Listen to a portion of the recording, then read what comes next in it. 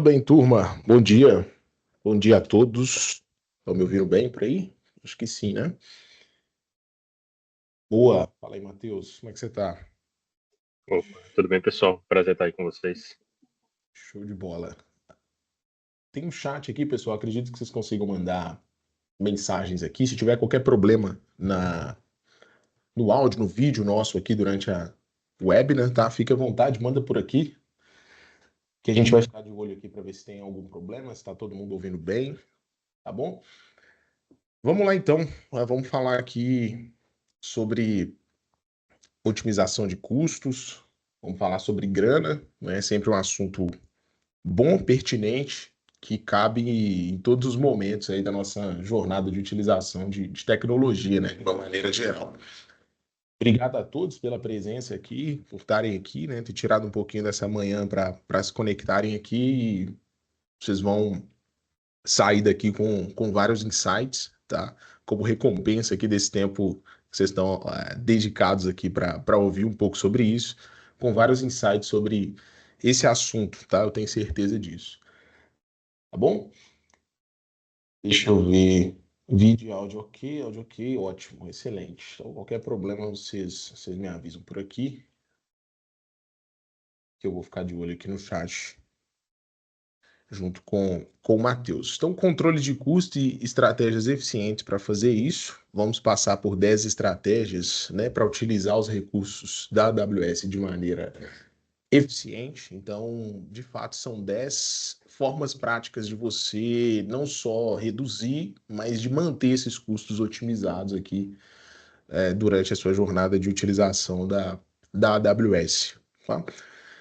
Felipe, eu sou diretor de desenvolvimento de negócios em cloud aqui na Edvelho e também arquiteto de soluções, tem aí algumas certificações da AWS, vou estar junto aqui com o Matheus, ele é arquiteto de soluções na própria AWS, falando aqui sobre esse assunto com vocês. A gente vai dividir o assunto aqui de uma forma bem interessante, então daqui a pouco o Matheus vai entrar, vai falar algumas coisas interessantes aqui também, e depois eu volto para falar com vocês. Deixa eu só fechar isso.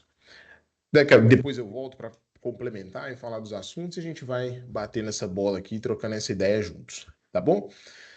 Muito bem. Só dois slides aqui, vai falar um pouquinho sobre a Edvelho, como é que a gente chegou até aqui, para depois a gente dedicar o tempo aqui falando especificamente sobre cloud. A Edvelho já tem mais de 20 anos de mercado, num portfólio bem diversificado, né, com muitas soluções de tecnologia, começando lá com virtualização, com infraestruturas, se tornando bem forte em tempos recentes na parte de segurança e agora também abrangendo o portfólio de cloud, de desenvolvimento, de dados, tá? Isso tudo compõe o portfólio da Edvelho.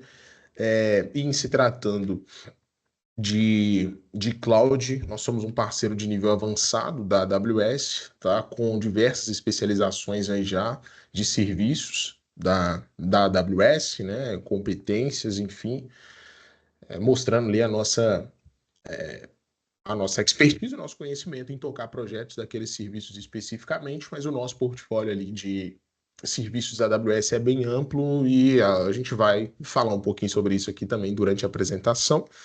Estamos aí com regionais, né, nas principais capitais do país, com abrangência, com clientes, com cases de sucesso em todo o Brasil e alguns bons cases fora do país também, nesses serviços que a Edvelha oferece, desse portfólio bem amplo, tá? Então, independente de onde você estiver no país, a gente tem pessoas próximas para conectar e para entregar, né, soluções da melhor forma que for possível. Tá? Já entrando especificamente no assunto aqui que vamos falar agora, como eu disse, vamos falar de grana, vamos falar de dinheiro, de otimização, de redução. É um assunto sempre que está sempre em alta, que é sempre bom a gente ouvir sobre estratégias de como manter esses custos enxutos e controlados dentro da nuvem. Né? É sempre legal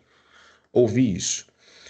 Qual que é, né, o grande desafio que vem disso? Né? Qual que é, de fato, o grande desafio que nós temos quando nós falamos de custos em computação em nuvem, né? Antes você, no modelo que tínhamos, né, há bons anos atrás, onde você adquiria hardware ou você alugava esse hardware, enfim, as coisas eram mais palpáveis, né? Você estava acostumado a comprar um hardware que você via o que que era, você sabia o que você estava disposto, né, a gastar naquilo, você gastava um valor que tinha sido aprovado e pronto, aquilo ali ia durar alguns meses, alguns anos, e você tinha ali gastos com manutenção, com alguma coisa nesse sentido, mas você conseguia controlar, você conseguia pegar naquilo que você comprou e as coisas eram mais tangíveis nesse sentido, tá?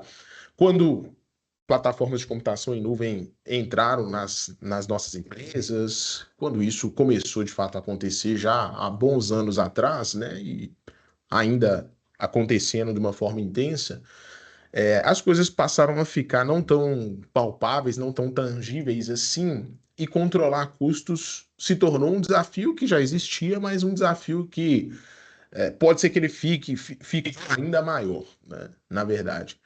Então, ao passo que você tem flexibilidade, escalabilidade, você tem inúmeras possibilidades dentro de uma plataforma de nuvem, né? Você tem do outro lado um aumento, vamos dizer assim, nessa dificuldade de controlar custos de uma certa ótica, né? De uma certa forma de zeros. Ao passo que você tem todas essas infinitas possibilidades que aumentaram bastante, você precisa entender o que você está fazendo para controlar os custos do lado de cá de uma maneira eficiente, tá? Então essa é uma dor que muitos sentem, e vocês podem me confirmar e me dizer se é isso mesmo, se eu estou falando alguma besteira aqui, mas ao passo que você tem todas essas possibilidades dentro de uma plataforma em nuvem, você também tem uma dor ali que é de controlar esses custos, porque é fácil criar recursos, destruir recursos, aumentar, diminuir, ficou muito fácil você fazer isso, então você precisa de olhar mais próximo, mais perto para os custos que estão vindo disso, tá? Qual que é o nosso grande objetivo aqui hoje? É explorar 10 formas práticas. A gente já levantou aqui, de certa forma, o principal desafio que a gente enfrenta, que é esse controle de custos versus inúmeras possibilidades que nós temos hoje de provisionar recursos, de gerenciar esses recursos. Nós vamos ver e vocês vão sair daqui hoje entendendo 10 formas práticas, tá? Não é nada de teoria, é como você consegue sair daqui já hoje e aplicar isso na sua conta da AWS para manter os seus custos otimizados, tá? O que vai trazer eficiência e economia desses recursos. Esse é o nosso grande objetivo aqui, tá?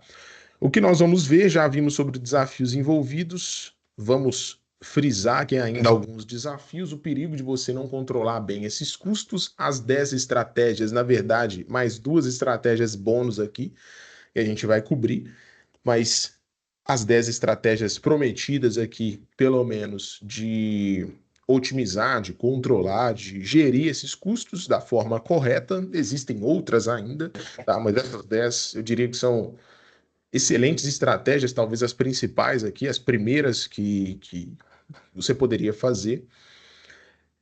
Um case de sucesso, então vamos trazer só um cliente aqui onde a gente conseguiu fazer isso bem, apesar de pouco tempo de trabalho, a gente já conseguiu otimizar, enxugar bastante custo. Vamos ver se vai dar certo. Vou trocar uma ideia com o Silvio e com o Brini sobre isso, da CDL BH.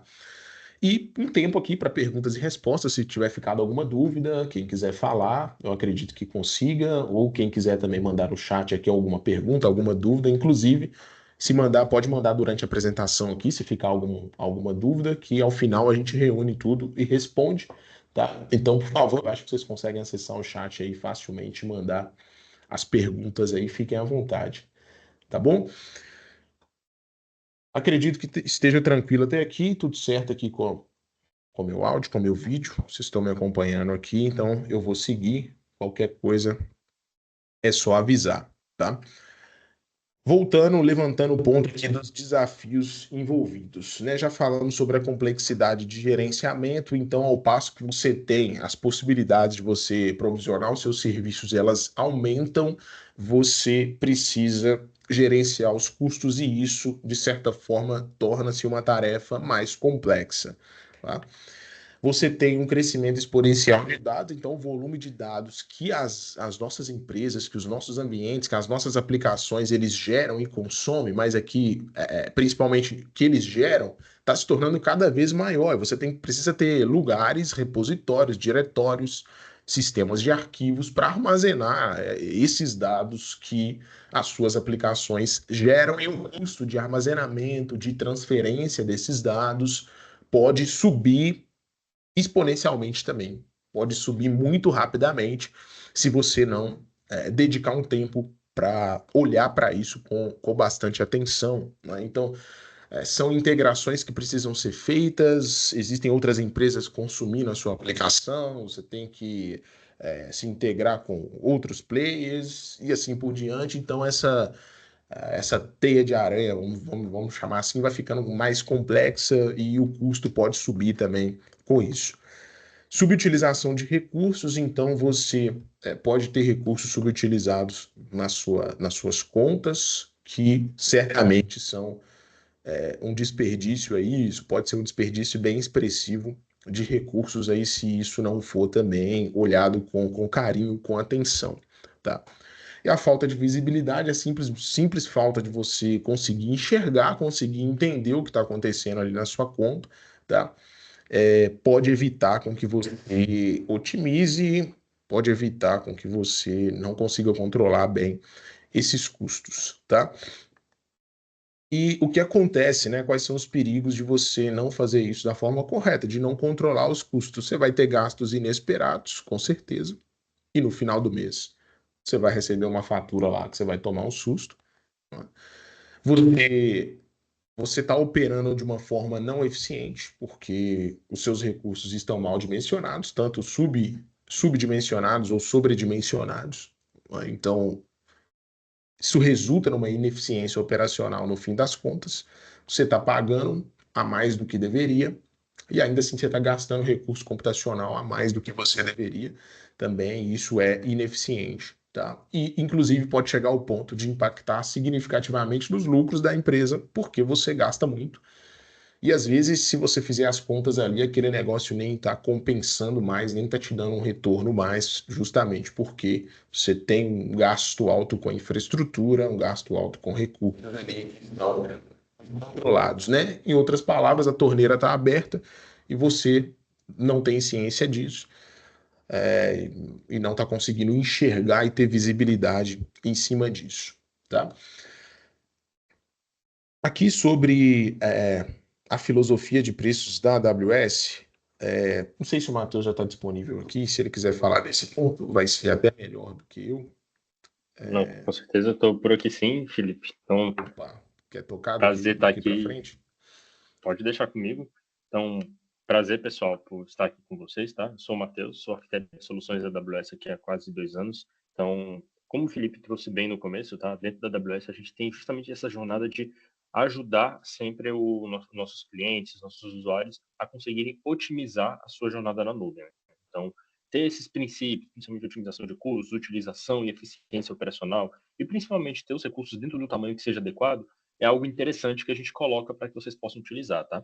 E dessa maneira, a gente pauta ali a nossa precificação baseada em uma filosofia de maneira, de certa forma, que a gente fala que é elástica, né? E ela tem alguns princípios. O primeiro é o que vocês já estão vendo aqui, né? Que basicamente a gente sempre foca que você vai pagar por aquilo que você usa. O que significa pagar por aquilo que você usa? Você não precisa, por exemplo, quando a gente pensa no modelo on-premises ou então em modelos de licenças, né? Que você vai lá, compra algo que você talvez só vai conseguir utilizar toda aquela capacidade daqui 3, 4 anos, né? Como um servidor, um computador maior, uma licença de database que talvez você não vai ter nesse primeiro momento. Então, dentro da AWS, a gente permite que você possa pagar apenas por aquilo que você use, o que vai totalmente de acordo com aquilo que a gente fala ali de economia de escala, para que você consiga escalar de acordo com a necessidade, tá? Uma coisa que a gente sempre traz para a gente, né, como eu tinha colocado, é justamente a questão da nossa economia de escala, tá? Conforme a gente vai evoluindo nossos serviços, recebendo feedback dos clientes, entendendo mais ou menos como algumas aplicações acontecem, a gente sempre consegue também trazer o que a gente chama de redução de preço, tá? Isso garante o quê? Que a gente sempre vai cobrar pelos serviços de acordo com aquilo que de fato eles possam de fato valer, né? Então, por exemplo, alguns serviços ali que vocês já devem conhecer e já utilizaram, como o S3, S2, serviços de banco de dados, serviços de computação sem servidor, né, como o próprio Lambda, o SS, eles já sofreram mais de 115 reduções de preço desde 2006, que é quando a gente tornou justamente ali a nossa disponibilização de infraestrutura pública. Isso garante que a gente sempre está revendo e adequando a nossa política de preços para aquilo que de fato seja o melhor para vocês, usuários ali dentro da nuvem, tá? Outro ponto também que a gente sempre coloca é que a gente oferece uma diferente gama ali de serviços de precificação, tá? Não é simplesmente pagar on demand, porque isso pode não ser escalável para todo tipo de cliente que a gente está trabalhando, né? Então a gente consegue oferecer diferentes tipos de tiers, né, que a gente oferece, que a gente vai falar isso com mais detalhes lá para frente, mas que tanto você possa pagar ali sobre a demanda que você utilize, fazer alguns compromissos, né, o que a gente define como commitments, que você pode falar, olha, eu quero utilizar esse tipo de instância por 1 ano, será que eu consigo ter um desconto? A gente também consegue conversar nesse contexto, e até mesmo outros tipos de planos que vocês possam estar utilizando para conseguir economizar em cima de alguns tipos de computação específicos, tá? Que são interessantes para esse contexto. E por fim, também a gente sempre tem uma política de conforme mais você está crescendo, mais você pode economizar. Isso parece até um pouco meio paradoxal, né? Mas significa que conforme o seu volume vai evoluir, a tendência aqui na AWS, o preço unitário vai caindo, para que você consiga ter um preço que, de certa forma, não fique exponencial de acordo com o teu volume e que você também consiga, por exemplo, explorar outros tipos de serviços e aplicações que a gente oferece aqui dentro, tá? Perfeito, A gente já Matheus. pode... Boa. Então, Primeiro pessoal, agora a ponto, gente vai fica à começar, né? vontade aí. A gente vai começar justamente aqueles 10 pontos ali que o Felipe já colocou, tá? Então, a ideia é que a gente vai trazendo algumas ideias aqui. Como o Felipe colocou, fiquem super à vontade para mandar no chat dúvidas, a gente vai recapitular isso tudo depois. Mas a ideia é que a gente vai justamente tentar seguir isso aqui numa maneira de jornada, né? E a primeira coisa, quando a gente está em contexto de nuvem, acho que é padrão, né? É a gente conseguir automatizar o que a gente puder, tá? O que significa automatizar, né? É conseguir utilizar serviços que nos ajudem a ter esse contexto melhor dentro daquilo que a gente consegue monitorar, né? Porque como o Felipe falou, quando a gente está num contexto de nuvem, você não vê aquele, por exemplo, um servidor na sua frente. Você não vê qual que é o serviço que está colocado. Não é uma unidade, digamos, física. Então, conseguir monitorar aquilo e principalmente ter a noção de precificação, de fato, pode ser um mistério para se você não tem, digamos, ferramental e nem conhecimento para aquilo, tá? Então, conseguir utilizar serviços que trazem isso para a gente de uma maneira um pouco mais consolidada, que ajudem a gente a setar limites e entender, é essencial. O primeiro que a gente vai estar falando aqui, tá? É o AWS Budgets. O AWS Budgets, ele é um serviço que permite que você pode rastrear e até mesmo tomar ação em cima mais ou menos do que a gente define como budget, né? Que é como se fosse mais ou menos o quanto que você quer gastar com nuvem naquele contexto. O que é legal da gente ver com budget, tá? Dentro ali do serviço, você consegue definir, por exemplo, qual que é o orçamento que você quer gastar, ou então uma métrica mais ou menos, né, relacionada a outros orçamentos que você tem. Um exemplo prático, olha, eu quero gastar R$ 500 na AWS esse mês, é o meu limite, independente do que aconteça. Você coloca um limite dentro do serviço, fala quais são as pessoas que têm que ser alertadas via e-mail, via algum canal, e você consegue receber avisos periódicos, né? Que ele fala, olha, você está 50% do seu orçamento, você está 80%, você ultrapassou o seu orçamento, para que tanto o seu time possa estar alertado, né? Para evitar, por exemplo, como o Felipe colocou no começo, que você receba uma conta, por exemplo, com cerca de R$ 1.000, R$ 2.000, uma coisa que a gente não espera, mas que você também possa também conseguir configurar ações, né? Como a gente vai ver, configurar eventos, para que vocês consigam colocar isso, tá? E o legal do AWS Budget é que ele oferece uma série de benefícios ali que vocês possam utilizar. Seja você conseguir personalizar esse budget, tá? Utilizando ali templates que a gente já oferece, ou então a sua própria customização, para que você consiga adaptar quais serviços, quais tipos de demandas que você vai querer monitorar para ter dentro desse contexto. Você sempre vai se manter informado com esses alertas e relatórios que ele vai gerar. Então, ele consegue ter um tempo granular ali para trazer, por exemplo, o quanto que você está gastando em cada tipo de semana, os alertas que você vai receber, por exemplo, de acordo com as thresholds que você vai ocupando ali dentro do serviço, que garantem que você vai conseguir ver isso de uma maneira bem interessante, né? Então, se a gente até ver o próximo slide, né, Felipe, a gente vê mais ou menos como é que aparece isso para vocês, tá? Mais ou menos o alerta que você recebe no e-mail.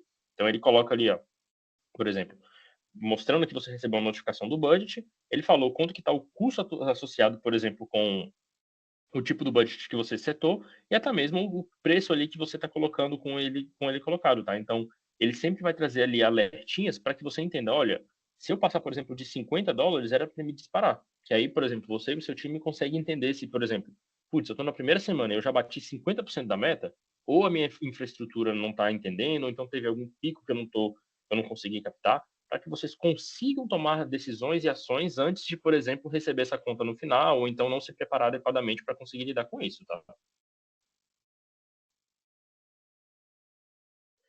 E falando justamente nesses pontos, né, de anomalias ou então de pontos que a gente não consegue prever, existe também um serviço na AWS que fica ali justamente nessa seara de billing, tá? Que é o Cost Anomaly Detection. Ele é um serviço que basicamente utiliza ali machine learning por debaixo dos panos para conseguir se basear no histórico ali de billing e de uso que vocês têm na conta de vocês, para conseguir configurar alertas de anomalias, para que facilmente vocês começam a ver, por exemplo, se tem um custo que começou a ficar muito grande, por exemplo, de um serviço de computação, um serviço sem servidor que talvez aumentou muito a demanda, para que vocês possam tanto entender e receber alertas em real time, né, para não serem surpreendidos, mas também para conseguir analisar qual é a causa raiz, ou seja, o root cause, né, que a gente define. Por exemplo, por que será que aumentou tanto o meu preço no EC2 esse mês? Será que foi porque eu tinha um auto-scaling e ele subiu muitas instâncias por conta da demanda? O Cost Anomaly Detection consegue te trazer mais ou menos esses relatórios que conseguem trazer para vocês mais ou menos qual foi a causa raiz de ter uma anomalia, se de fato aquilo define-se como uma anomalia, ou então se está dentro do contexto ali de como que vocês utilizam durante o mês, se existe alguma granularidade, para que vocês consigam sempre estar alertados e conseguir reduzir justamente essa surpresa ali dentro do de pagamentos, tá?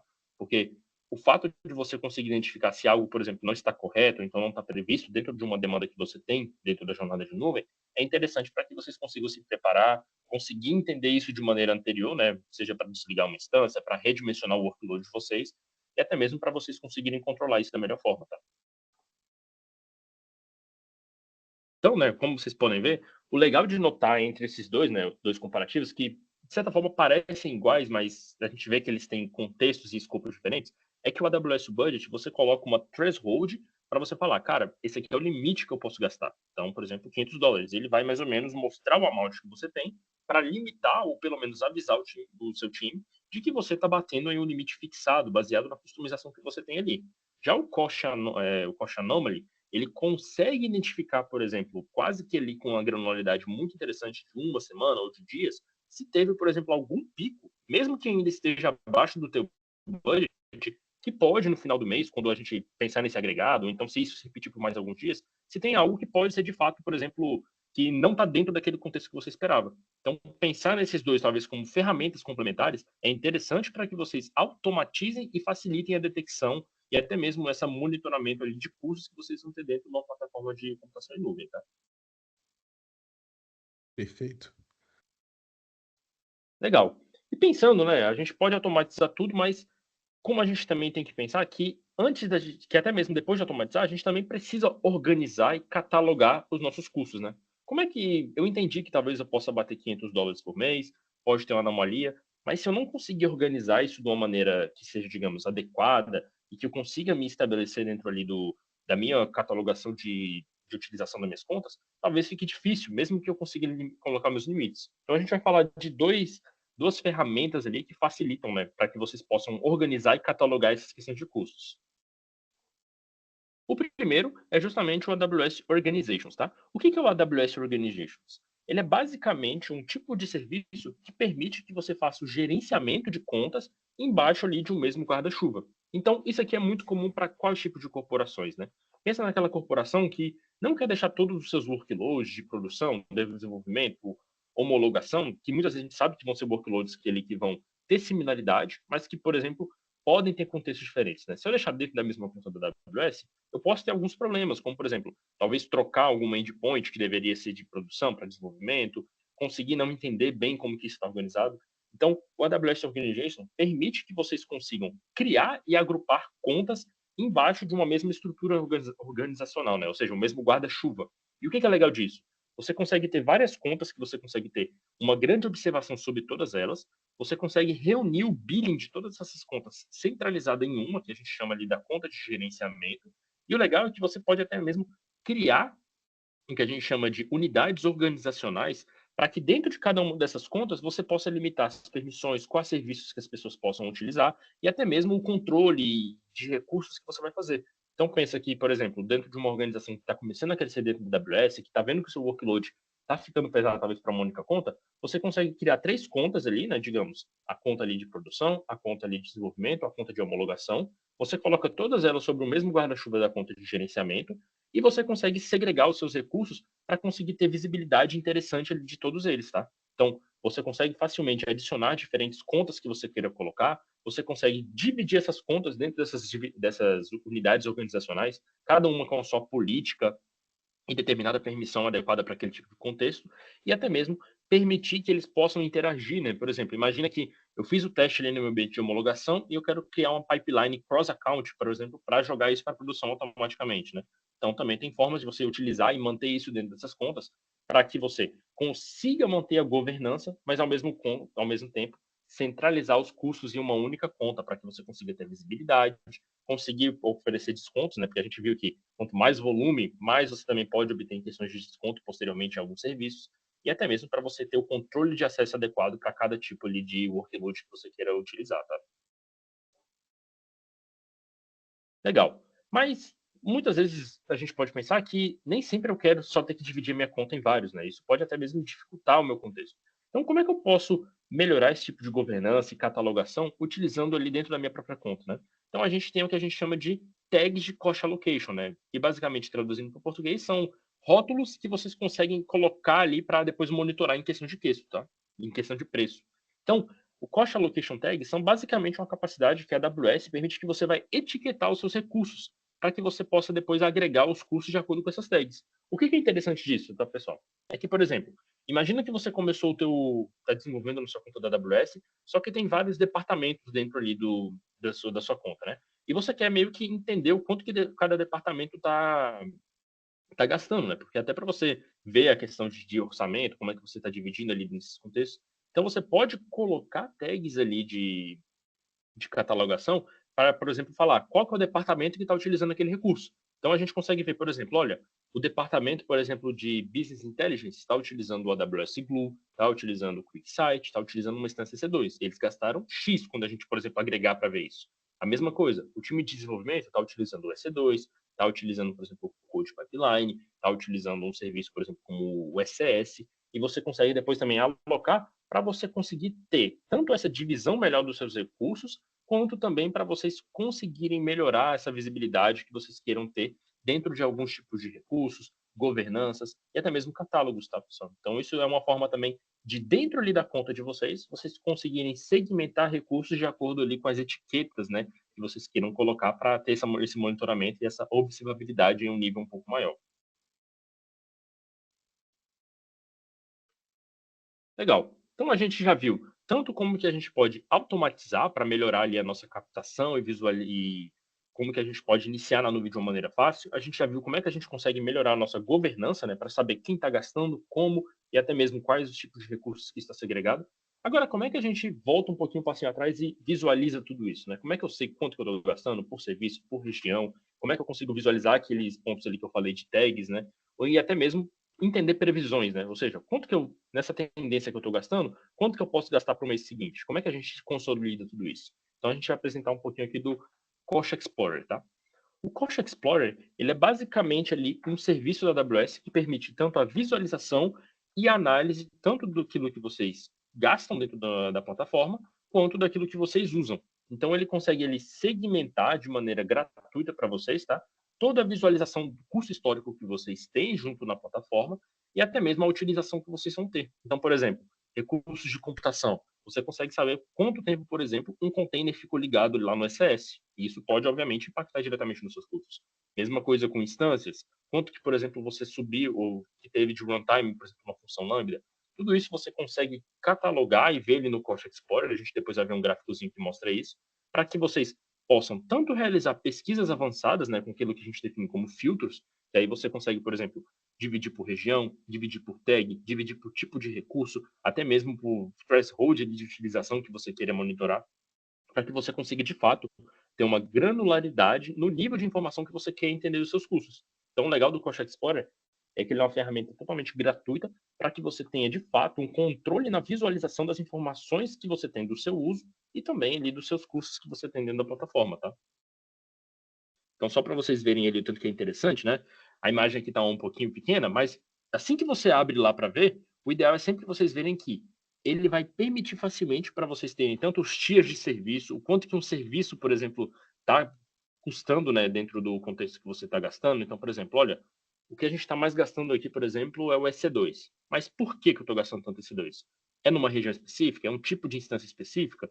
É uma tag, por exemplo, de um departamento que talvez deixou a instância ligada, não desligou depois de, por exemplo, fazer um teste? Então, dentro ali dessa plataforma, né, vocês podem ver que ele traz para vocês, segmentado por serviço, uma série de filtros que vocês possam utilizar e até mesmo gerenciar esses custos para tomar ações posteriormente, tá? Se vocês detectarem algo ali que possa estar sendo um ponto, por exemplo, não interessante, né, que vocês não queiram, por exemplo, manter esse custo de EC2 muito avançado, o Cost Explorer é o ponto de partida para que vocês consigam ver e entender como é que esse tipo de uso está sendo colocado, tá? Então, ele é uma ferramenta muito poderosa para isso. E também, um interessante de notar, é que ele também tem ferramentas ali embutidas de previsão, tá? Então, baseado no seu histórico, por exemplo, dos últimos 12 meses, do último mês, ele consegue fazer o que a gente chama de forecast, para, por exemplo, falar, olha, segundo essa tendência que você está falando, a tendência é que você continue gastando mais em EC2, porque você está evoluindo nos últimos meses. Então, ele te traz até mesmo uma previsão falando, olha, a tendência é que, como você gastou $40 há 2 meses atrás, 60 esse mês, você possa gastar, por exemplo, algo em torno de 80, para que você já possa, por exemplo, se programar, ver se é uma expectativa ali do time, né, dentro ali da sua equipe de business, de definição de budget, para que vocês consigam ter esse contexto, tá bom? Legal. Mas a gente já viu tanto que a gente pode visualizar, que a gente pode configurar automatizações e até mesmo catalogar.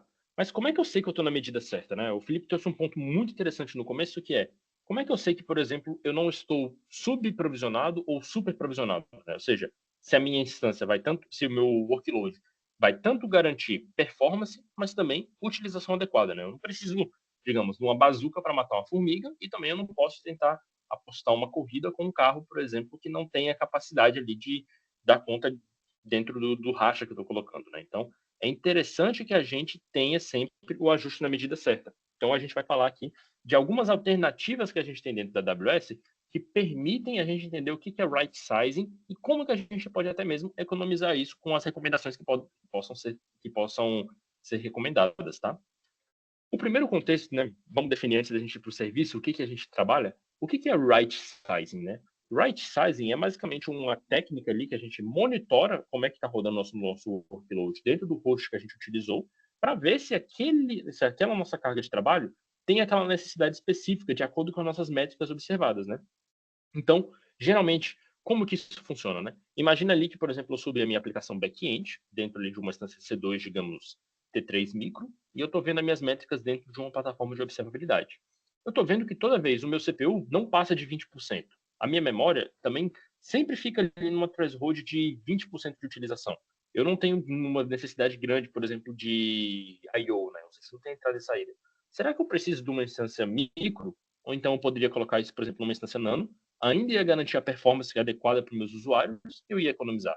Então, o right sizing é justamente esse processo de vocês verem se aquela plataforma que a gente está utilizando para hostear os nossos workloads é adequada para o que a gente precisa. E isso pode ser utilizado em diferentes serviços, como, por exemplo, esse exemplo que eu coloquei, tipo de instância do EC2 que a gente está colocando, é possivelmente o mais comum que a gente tem ali dentro de serviços, né? Você vê que você pode receber uma recomendação que você está com uma instância super provisionada para o que você roda atualmente. A gente também pode aplicar isso dentro de classes de storage, tá? Então, por exemplo, para a galera que utiliza ali o S3 para armazenar algum recurso, né, algum tipo de dado blob, né, como a gente define, se você vê que você não está tirando aquele arquivo todo momento, ou seja, ele não tem uma necessidade de ser um dado quente, você pode trocar, por exemplo, o que a gente chama de tier de armazenamento, para que você, por exemplo, pague menos por aquele tipo de dado, enquanto ele fica ainda retido com alta resiliência dentro da sua conta, né? Isso também é aplicado para outros tipos de computação, como o RDS e vários outros tipos de recursos que a gente tem dentro ali da plataforma da AWS, tá? E como é que a gente consegue ter justamente essa recomendação de right size, né? Apesar de ser algo que a gente pode fazer na mão, existem já serviços também que facilitam muito para que a gente consiga facilmente receber essas informações, tá? E um deles que mais facilita isso é justamente o AWS Compute Optimizer. O AWS Compute Optimizer, ele basicamente analisa ali os seus recursos da AWS que estão rodando, principalmente, como o nome diz, né, os de computação. Então, isso envolve tanto instâncias EC2, instâncias RDS para banco de dados, instâncias sem servidor, como Fargate, funções Lambda, e ele começa a analisar mais ou menos ali, olhando o que você pretende de desempenho, né? Ou seja, como é que a sua carga está se comportando, e faz recomendações, principalmente de right sizing, para que vocês consigam sempre estar dentro do host adequado para sua carga e economizando custos, além de, claramente, economizar tempo por já trazer, por exemplo, a alternativa rápida que você precisa, né? Então, se a gente tentasse fazer isso na mão, por exemplo, olha, eu estou olhando lá no CloudWatch que a minha métrica aqui, por exemplo, de CPU está muito baixa, está muito baixa. Então, eu não tenho necessidade de estar nesse host. Qual que é o host que eu tenho que ir para que eu consiga, por exemplo, não subir muito essa métrica, não? Também eu preciso ter um host ali que vai estourar dentro da minha CPU, mas que também eu pague menos. Isso seria, talvez, uma tarefinha chata, né? Que vocês teriam que analisar todas as capacidades.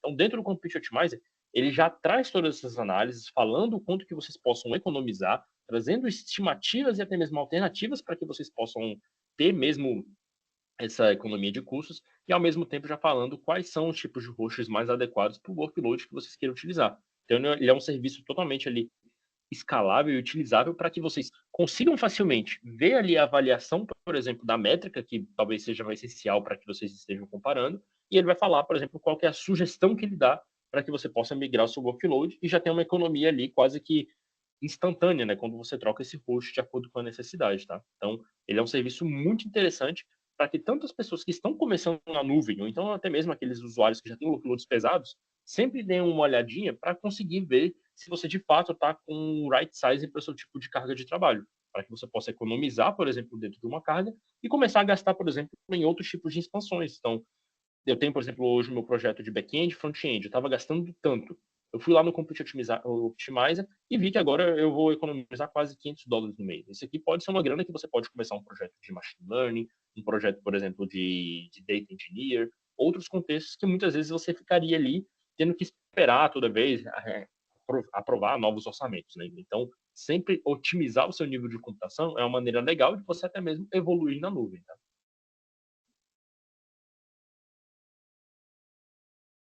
Perfeito. E como é que a gente consegue monitorar, né? Ou seja, trazer esses insights que a gente viu ali que o Compute Optimizer traz para a gente, mas agora de uma maneira talvez, digamos assim, fora da caixa simplesmente de insights de computação.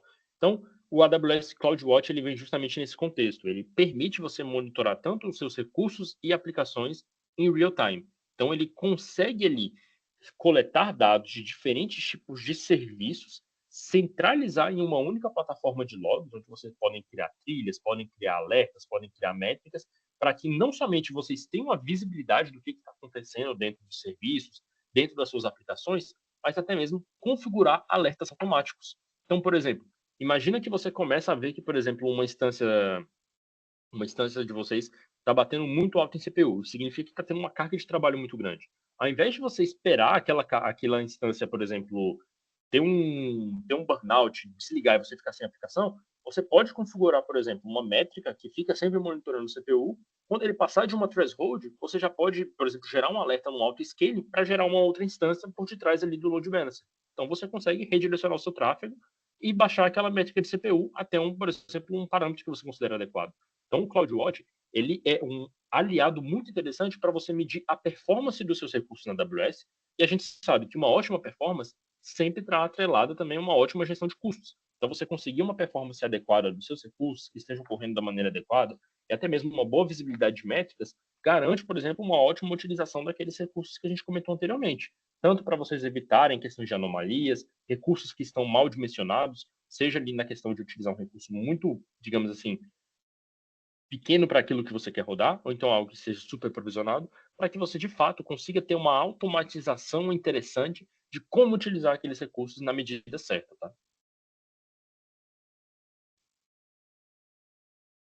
E também, antes da gente já começar a falar, como é que eu consigo ter o meu plano de compra eficiente, né? Dentro da AWS, apesar de ser uma plataforma de computação em nuvem que a gente não vê o servidor, que a gente não interage diretamente com essas unidades lógicas, existem diferentes tiers de planos que a gente pode utilizar para conseguir tanto economizar e trazer isso, tá?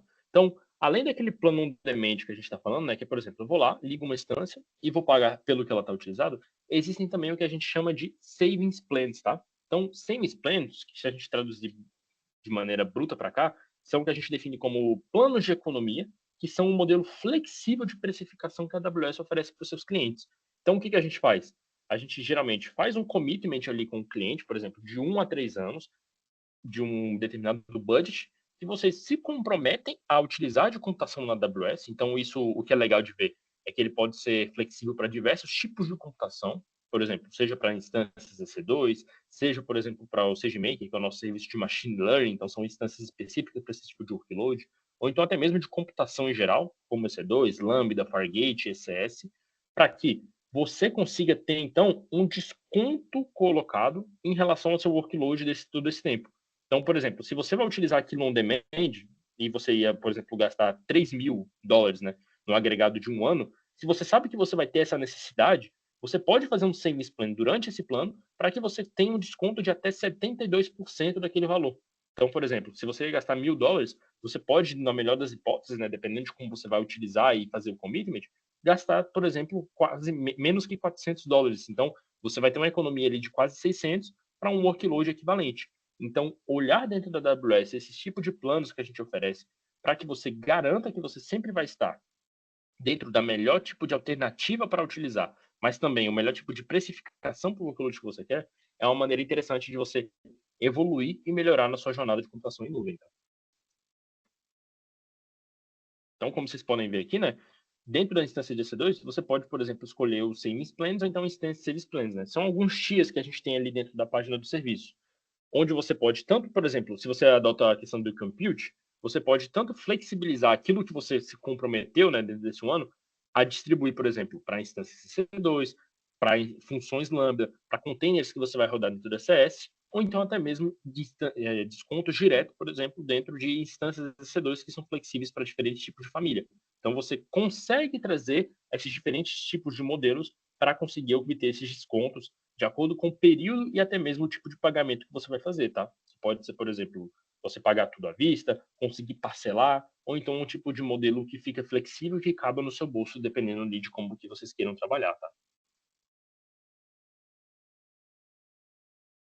Boa, show de bola, Matheus. Legal demais. Deixa eu ver como é que tá o chat aqui, se tem algum ponto. Acho que não, né? Por enquanto, não. Show de bola, turma. Vamos lá, vamos falar aqui de spot.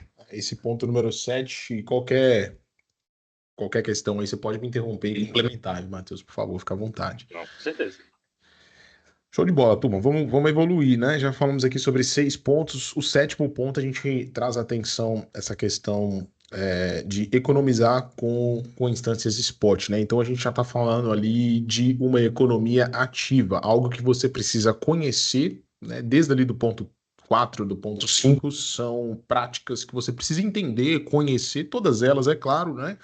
Mas ali, a parte ali de Cost Anomaly, de budget, são recursos que estão já bem prontos no console, que é simplesmente você clicar e configurar. Aqui exige um pouco mais de conhecimento sobre o que você pode fazer para gerar redução, tá? E quando a gente fala de spot, é algo potencial para economizar, para gerar economias na conta de vocês.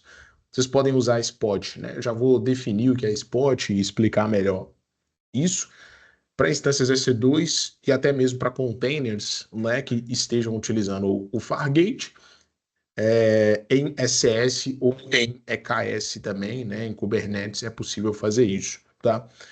Mas o que são instâncias spot? Né? Então, imaginem só, vocês podem imaginar isso, que a AWS tem aí os data centers espalhados no mundo todo, né? São mais de 35 regiões, cada uma dessas regiões são pelo menos 3 zonas de disponibilidade. E cada uma dessas zonas de disponibilidade tem um conjunto de data centers gigantescos, que é onde está a tal da nuvem, né? E tudo isso acontece dentro desses data centers. Fatalmente a AWS tem recursos computacionais, ela tem infraestrutura que em determinada parte do tempo não será utilizada. Não tem nenhum cliente utilizando, não tem ninguém demandando aquela infraestrutura. Então ela vende essa infraestrutura com um preço muito, muito abaixo, que é o que ela chama de spot. Né? Então ela vende essa infraestrutura no formato de instâncias, que são essas instâncias spot, a um preço que ela chama de preço spot, é um preço muito abaixo do preço on demand tradicional que você abriria ali o console e contrataria uma instância. Pô, Felipe, então a partir de agora eu vou contratar tudo como spot e minha vida está resolvida. Mas qual é o trade-off? Qual é o outro lado da moeda? É que essa instância spot, essa infraestrutura spot, a AWS ela não garante a disponibilidade para você, justamente porque em algum momento algum cliente on demand pode chegar ali e contratar aquela infraestrutura e a AWS simplesmente vai avisar para você que ela está desligando a sua instância, passando aquela instância para outra pessoa, tá? Então é um trade-off, se vocês já perceberam aqui, entre a possibilidade que você tem de ter workloads não críticos que podem ser interrompidos sem aviso prévio ou com aviso prévio muito curto, né, de alguns poucos minutos ou até alguns segundos, versus um custo, um potencial de redução muito grande que você pode ter. Tá? É aplicável para EC2 puramente, EC2 com auto-scaling, é bem comum a gente ver grupos de auto-scaling utilizando instâncias spot e também grupos de containers que acabam utilizando o Fargate Spot também para fazer isso, tá? E o que você pode fazer no fim das contas, né, é fazer um mix de tudo isso. Então, vamos pensar que você tem um grupo de autoscaling com instâncias EC2 e você tem um mínimo de 2 instâncias EC2 que ficam ali respondendo a requisições no seu grupo, mas eventualmente esse grupo escala para 10, para 20 instâncias e você consegue customizar, consegue configurar o seu grupo de auto-scaling para ele escalar usando instâncias spot, ao invés de usar instâncias on-demand ali né, de EC2 normalmente. Então, quando ele escala, você consegue usar instâncias spot e é um workload que consegue ser flexível, porque ele vai escalar se em algum momento não tiver instância spot suficiente para atender aquela demanda, o seu grupo de autoscale simplesmente vai provisionar instâncias on-demand e ele vai continuar escalando, e o mesmo acontece para containers, tá?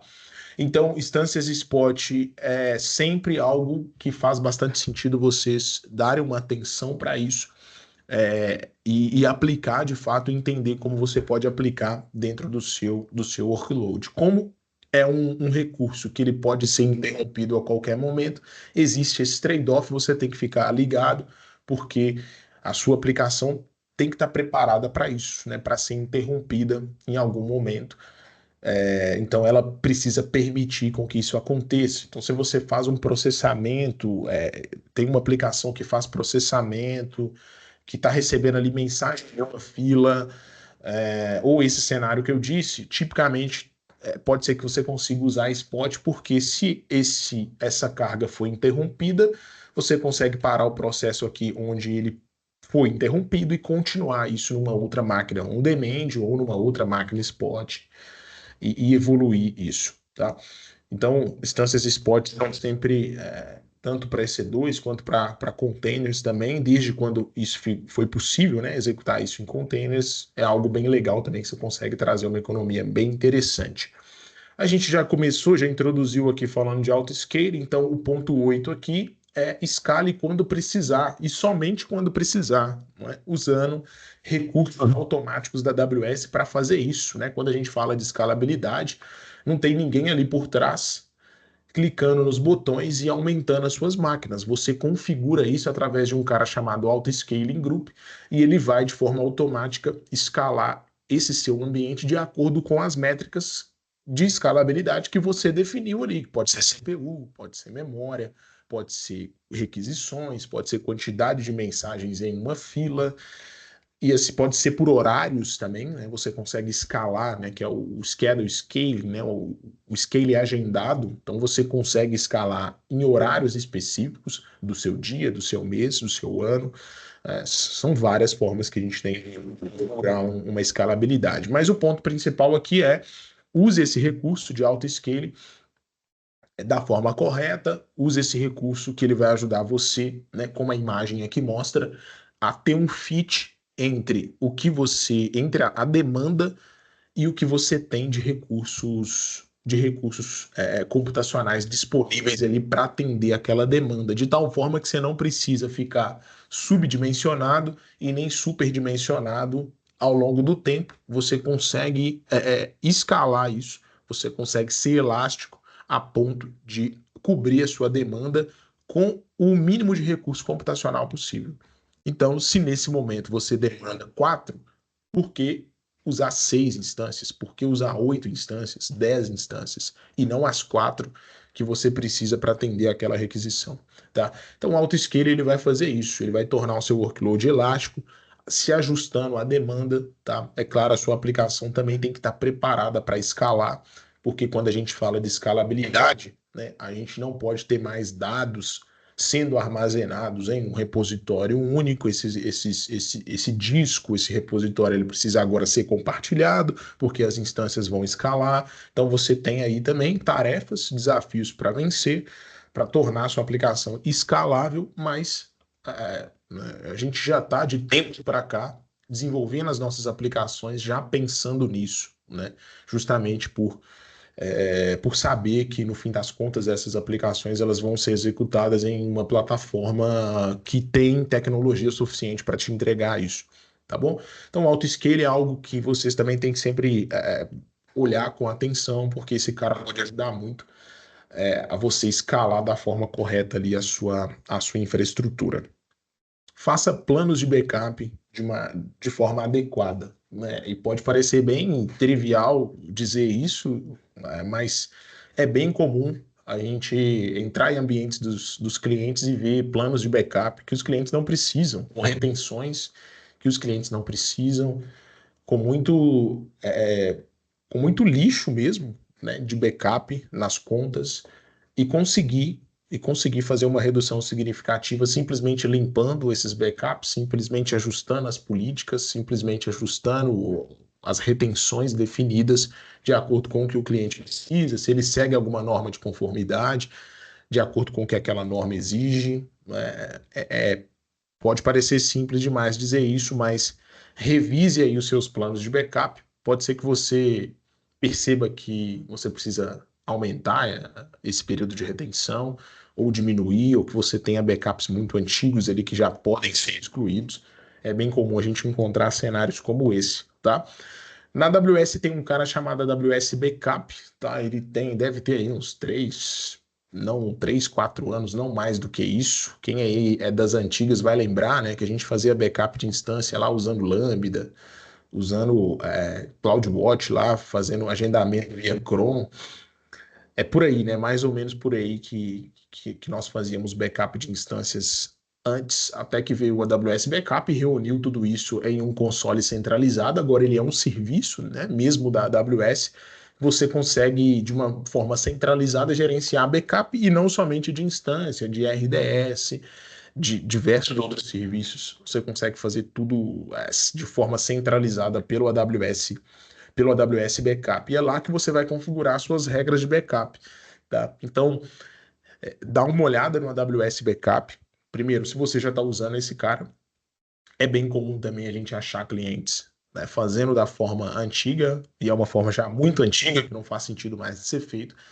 Então, o AWS Backup, ele consegue centralizar, consegue te entregar isso de uma forma mais fácil, você consegue fazer o restore pelo AWS Backup também, né? Você consegue controlar esses backups por tag, então você consegue taguear é, cada job ali, você consegue taguear cada snapshot, cada imagem que é feita pelo AWS Backup para que você volte lá na seção de alocação de custo por tag, né? E consiga ver também aquele recurso ali sendo controlado pela tag específica, né? Pela etiqueta específica que foi aplicada para ele, tá? Então, a lição prática aqui é revise se os seus backups estão sendo, primeiramente, né, se eles estão sendo feitos e se eles estão sendo feitos da maneira correta, com a retenção correta que você precisa, sem ficar muito abaixo, mas também sem exagerar, porque isso pode gerar custos ali para você de snapshots das suas instâncias e dos seus bancos de dados RDS, enfim, dos seus buckets S3, dos seus backups de maneira geral. Aqui, inclusive, o case que a gente trouxe, ele tem muito a ver com a AWS Backup, que a redução massiva que a gente conseguiu trazer foi principalmente dando um pouco mais de atenção para o AWS Backup, para snapshots que poderiam ser excluídos ali da conta, de acordo com as políticas do cliente. Tá? Então a gente saiu de uma média diária de consumo de snapshots de $25 por dia para 5,5, simplesmente excluindo backups antigos e ajustando a política de retenção desse cliente. Se vocês fizerem a conta, dá mais ou menos 80% de redução do que o cliente pagava para esse serviço específico. Tá? Então a gente saiu ali de, eu lembro que tinha alguns 3 mil e poucos snapshots para algo próximo de 700 snapshots, né, que era o que o cliente realmente precisava para continuar dentro das regras ali que ele tinha, simplesmente olhando e conversando juntos e definindo o que ele precisava e o que ele não precisava mais. Esse é um gráfico da conta do cliente, né, um print ali da conta. E se tudo der certo, daqui a pouco o Silvio e o Briner, ou um ou outro, vão aparecer aqui para confirmar isso que eu estou falando também. Mas aqui a gente fez um trabalho no dia 1º de agosto. Tá? Aqui eu estou filtrando só por SE2 Other, que é a categoria de custo do backup específico. Se vocês observarem aqui, eu estou pegando do dia 25/7 até o dia 10/8, só para dar para ver bem esse degrau, que é onde a gente sai de uma média de $25, né? Aqui dá para ver um pouco pela escala. $25 por dia de custos com snapshot e caímos isso aqui para 5,5, $6 por dia de snapshots, com um trabalho relativamente simples. A gente não precisou de pensar em auto-scaling, precisou de pensar em spot, ainda pelo menos, simplesmente com o trabalho de analisar Coast Explorer, como vocês estão vendo aqui, isso é uma tela do Coast Explorer, simplesmente olhando a fatura, simplesmente fazendo perguntas para o cliente para entender se ele realmente precisava daquilo e de uma forma rápida conseguir enxugar esses custos a ponto, né, dele ter uma redução bem significativa aqui nesse quesito, tá? Ponto 10, livre-se de pesos desnecessários, e aqui a gente está falando especificamente de serviços gerenciados. Isso não é bala de prata, galera, isso não é uma verdade universal, tá? Mas pode ser que usar serviços gerenciados acabe trazendo, no fim das contas, uma redução de custos para você, porque o seu custo operacional pode estar muito alto com você gerenciando muita infraestrutura aí na AWS, né? Então, o que são serviços gerenciados? São serviços onde você delega parte dessa responsabilidade para o próprio provedor de nuvem, né? Isso é uma evolução da computação em nuvem. Antes você tinha as instâncias EC2, então somente instâncias EC2, por exemplo.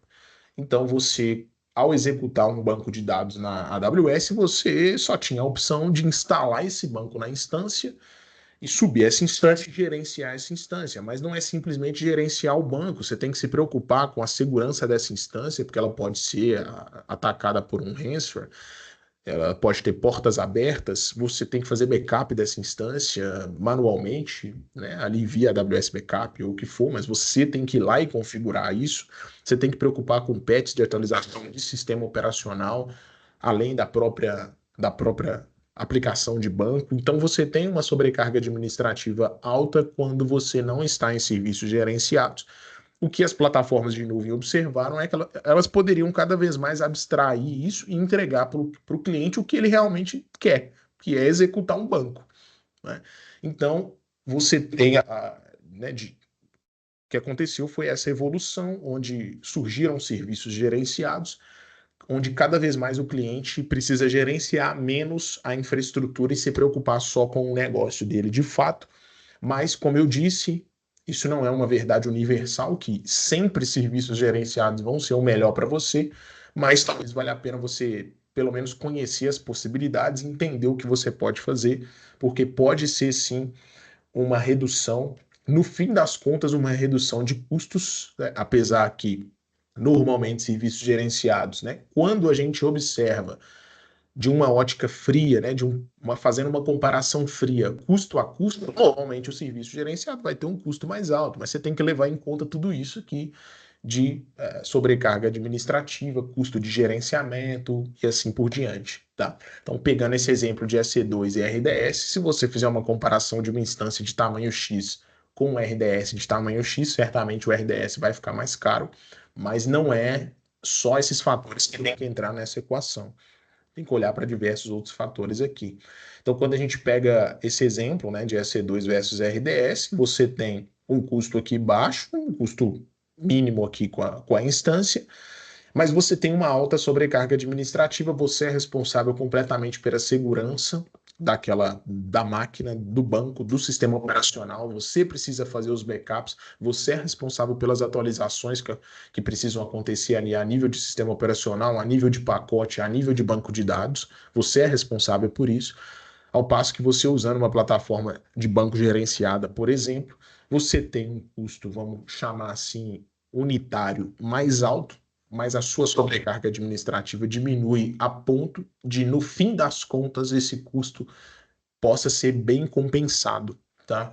Então, esse é um serviço tipicamente mais seguro. Você tem já backups automatizados que são feitos ali pelo próprio RDS de forma automática.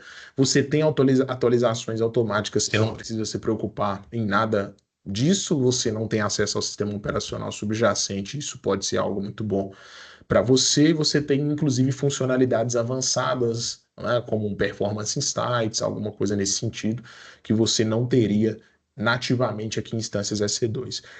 Então, o recado é: esteja atento a quais são as outras possibilidades que você tem de serviço gerenciado, que pode ser que no fim ali da equação fique muito mais barato para você usar serviço gerenciado, tá? Mas como eu disse, não é uma verdade universal, não é bala de prata, isso tem que ser analisado caso a caso para a gente entender o que faz sentido ali naquela situação ou não, tá?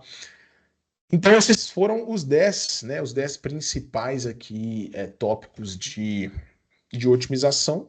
Eu tenho certeza que vocês já fizeram algumas anotações aí para sair daqui já aplicando, né, alguns desses pontos aí dentro do ambiente de vocês. Tem dois pontos aqui finais também que são muito interessantes. O primeiro deles, o Well Architected Framework, que basicamente é um conjunto de boas práticas da AWS que se tratam de arquitetura e influenciam significativamente também nos custos, né? Então, o Well Architected Framework, ele é um conjunto de boas práticas no campo teórico, onde você consegue aplicar essas boas práticas e entender se você está usando a arquitetura da forma correta.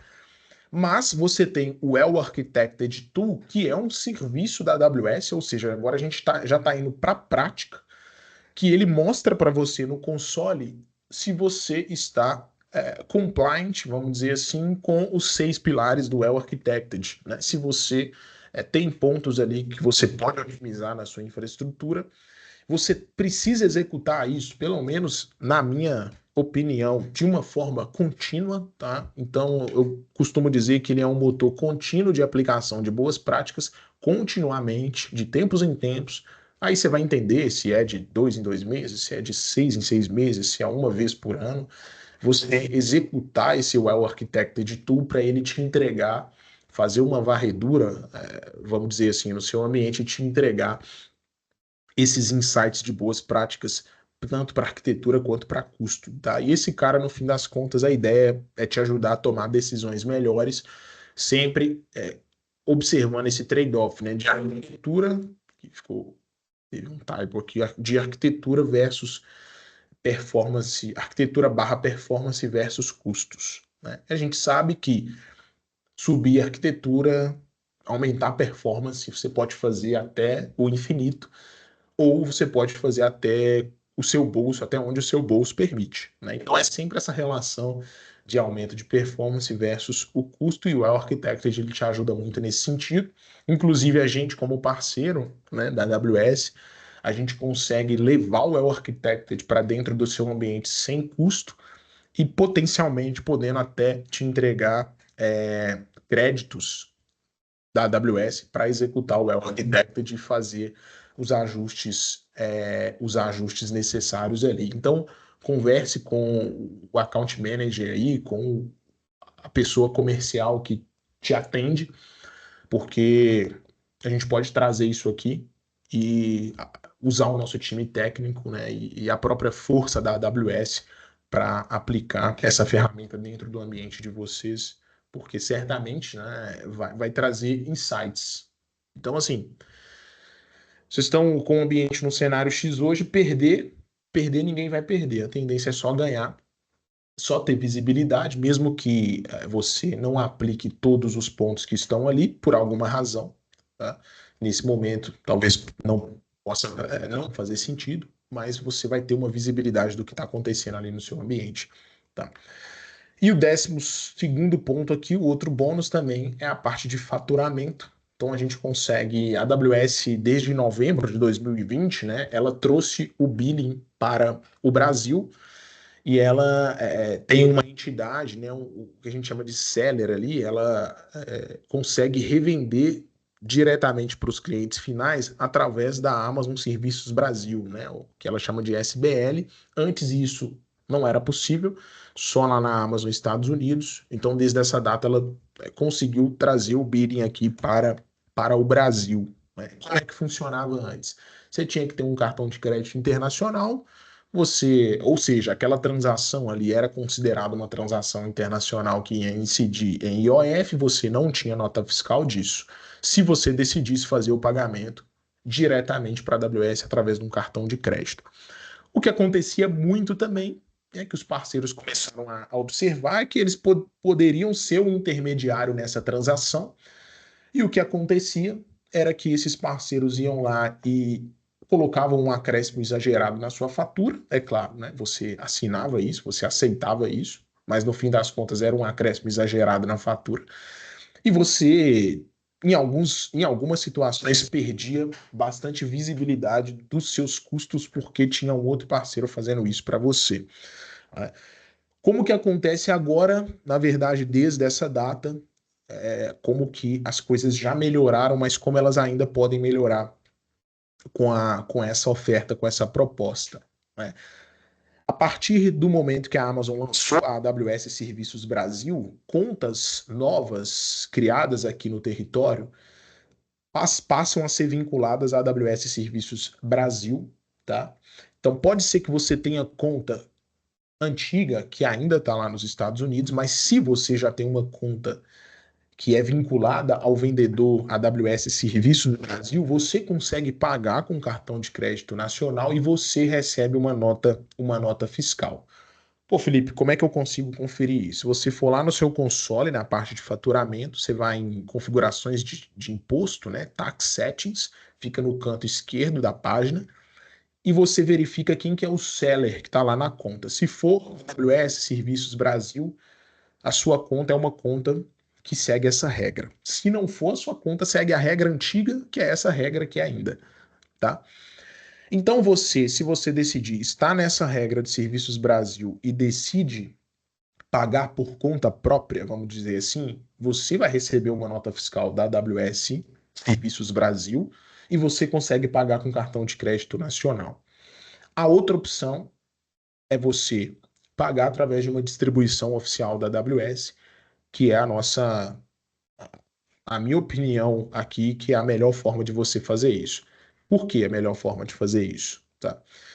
Porque aqui a gente é parceiro da Ingram Micro, tá? A Ingram já é uma empresa que faz faturamento de diversos produtos de tecnologia, então é bem provável que vocês já ouviram falar da Ingram por aí, tá?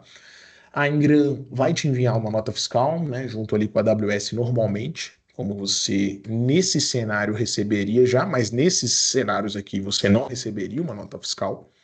Então você consegue, né, o seu time aí de contabilidade, o seu time fiscal, o seu time financeiro vai agradecer muito por ter uma nota fiscal de serviços. Você recebe um boleto com um prazo de pagamento bem dilatado, que pode chegar até 60 dias. Você tem acesso a uma ferramenta de FinOps fantástica, que é o Cloud Checker. Essa é uma ferramenta de mercado que tem um preço bem expressivo e que a Ingram traz para os clientes, né, que fazem o faturamento com com ela, conosco, de forma gratuita, onde você consegue conectar o Cloud Checker no seu ambiente e ele vai te entregar, inclusive baseado lá no Well Architected também, ele te entrega lá os insights de otimização de custo. Você tem aqui conosco, e aí você vai conversar com o comercial que te atende, né?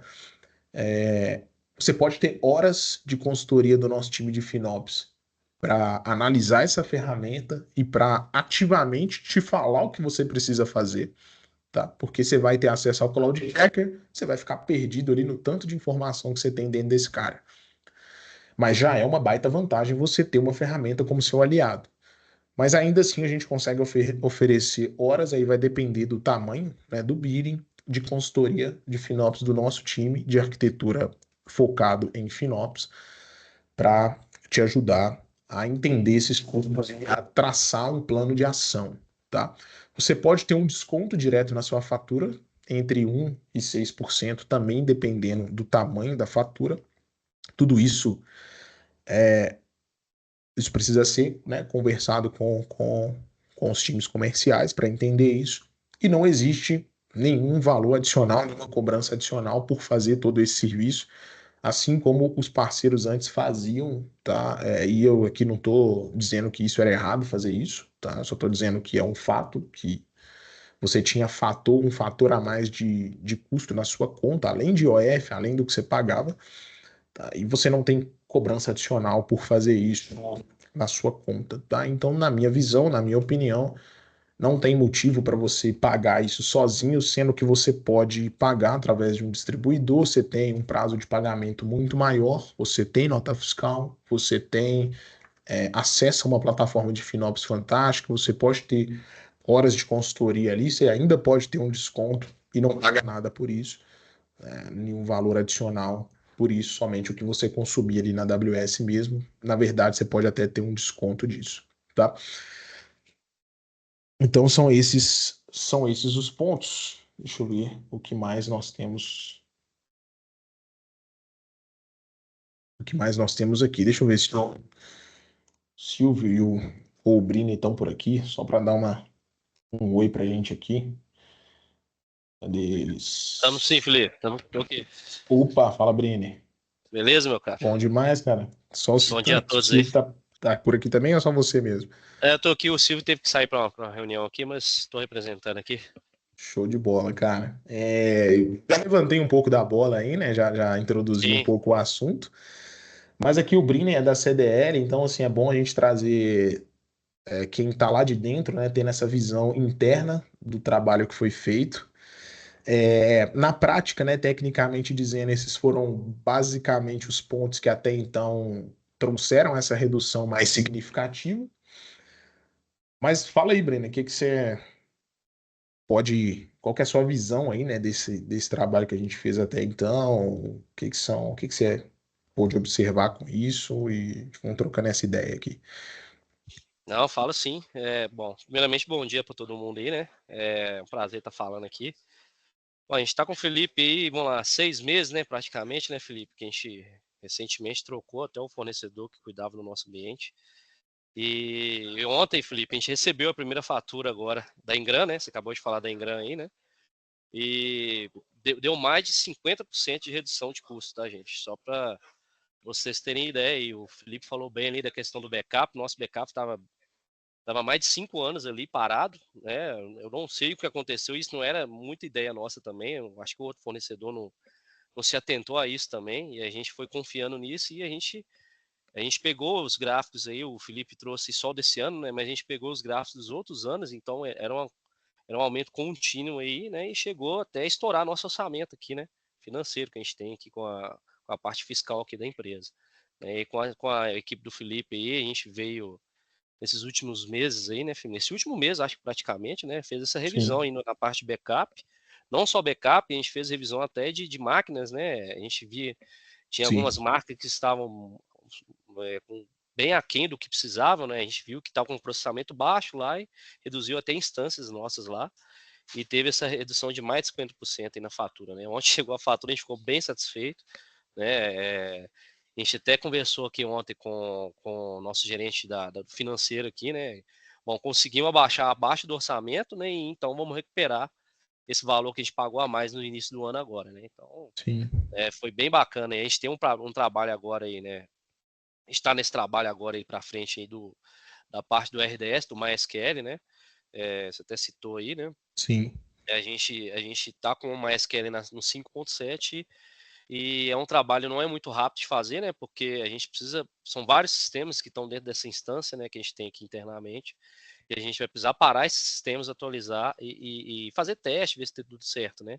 Sim. Esse é o próximo passo aí para a gente já identificou o gasto, né? Que a gente está tendo lá, né? Chega próximo a $400 por mês, mais ou menos, né, Felipe, Sim. que deu lá Sim. no nosso cenário. Então, depois que a gente fizer esse cenário de atualização, a gente vai conseguir reduzir bastante, mais ainda esse valor que a gente está pagando direto para a AWS. Então, só tem a elogiar aí, né? 6 meses com a Develo aí, né? Então, a gente gostou bastante desse resultado e a minha parte fiscal financeira aqui está bem satisfeita também, né? Questão de orçamento, a gente é bem cobrado aqui nessa DL. Então, só agradecer aí mesmo, né? Ele ainda tem que melhorar, né, Felipe? A gente fez esse primeiro raio-x, né? Sim. E agora acho que é só melhorar ainda, porque o A gente primeiro raio-x já foi sensacional, né? Então, o próximo aqui é só acompanhar, né, e melhorar mais ainda, né? Você deu muitas dicas hoje aí, né? Então é seguir essas dicas que você trouxe pra gente aqui, né? Sim, show de bola, Brino. Obrigado a você pela confiança, né, pela parceria e é o que você disse, né? Ainda tem trabalho a ser feito, mas É, só da gente já saber, né, o que é, precisa ser feito já já é um ponto aí. já alivia agora, né? É conseguir executar. Então é o que a gente disse aqui no começo, né? Que o Matheus disse também. Primeira coisa o primeiro passo é enxergar, né? Então, você É, sabendo o que precisa ser feito, ali você vai traçar um plano de isso. execução que não necessariamente vai ser imediato, como essa parte do banco não consegue ser tão rápida assim, É, normal, né? Um assunto crítico, mas a gente já são ações mapeadas. Então, assim, turma, são pontos, né, que são pontos práticos, é o que eu disse lá atrás, né? São 10 abordagens práticas aqui, 10 abordagens que, assim, a gente aplica essas abordagens aqui todos os dias mesmo nas contas dos clientes. Não é nada teórico demais que não consiga ser aplicado, realmente a gente aplica esses pontos e tem observado resultados bem legais do lado de lá, como é o caso aqui da CDL, tá? Mais algum ponto, Briner? Acho que é isso, né? É isso. Agora é o que você falou, né? Farol, tá no farol vários pontos aqui que vocês já trouxeram também. Então, é a melhoria contínua, né? A gente não pode fazer isso e também parar de olhar o ambiente diretamente, né? Então, é isso mesmo. Você resumiu bem no final. Sim.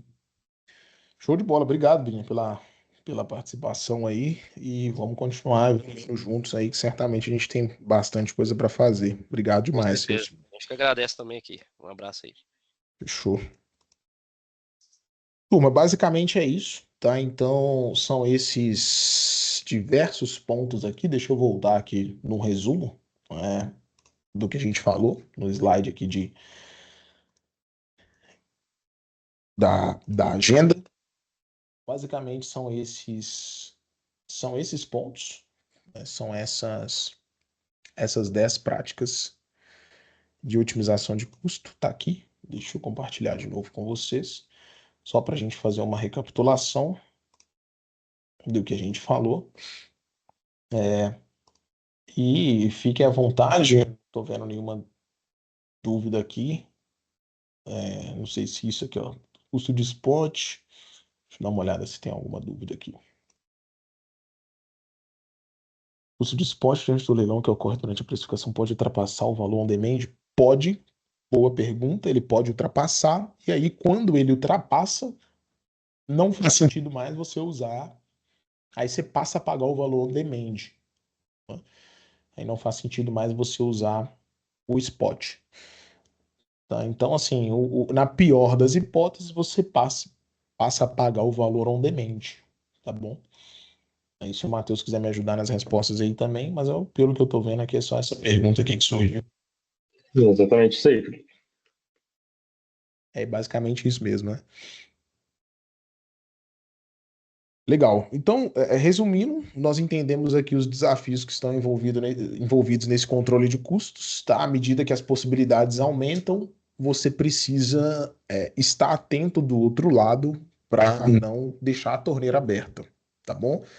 Os perigos de você não controlar custo, gasto exagerado e, no fim das contas, na pior das hipóteses, você pode deixar de ter lucro do seu negócio simplesmente porque você não faz um controle eficiente ali de custos, 10 estratégias práticas, tá? Então, na verdade, a gente viu duas bolas aí, 12 estratégias práticas para você aplicar já a partir de agora dentro das suas contas na AWS.